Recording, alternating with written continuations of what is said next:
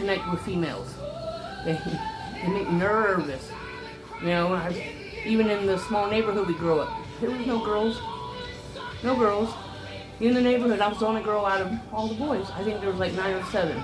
I mean, I grew up in a town that I bet you none of y'all heard of. I'm originally from, hear me out, check it out, I promise you it's real, Waikiki, Florida. Day City, Florida. About 45 minutes away from Tampa.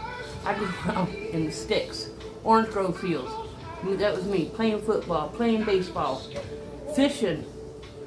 I miss that. My favorite memory of us fishing was, he had a green Coleman grill. My other brothers say the same thing. He would make us fried eggs and bacon sandwiches, and yolk would be running down our arms as we were eating. That's our favorite memory. One of our favorites. And then he threw us into Crystal Springs to teach us how to swim. That's a true story. He didn't let us drown. But I learned to tell you what, I learned to, doggy paddle real quick. But I can honestly say, he taught me to stand on my own 2 feet. Yes, I've had men's jobs, what's considered men's stuff. I drove truck, buses, was a carpenter.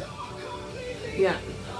But after my husband died 22 years ago, for 3 years, I ain't gonna lie, I was messed up. But I shook myself. I always had a job, but mentally I was checked out, if you know what I mean. So I just got up, put my big girl panties on, as they say, and kept moving forward. Yes, I was going to church. I was taking my kids to church. My kids do know God, all 3 of them do. I've always been to church, but I was what Pastor Mitchell would say is a lukewarm Christian. I was a Sunday Christian. I would go on Wednesdays. But honestly, what took me out of the church for a long time is I got my daughters baptized, but when it came to my son, they wouldn't touch him because they said God doesn't punish the innocent-minded. I agree on that, but I didn't want to take chances with his soul.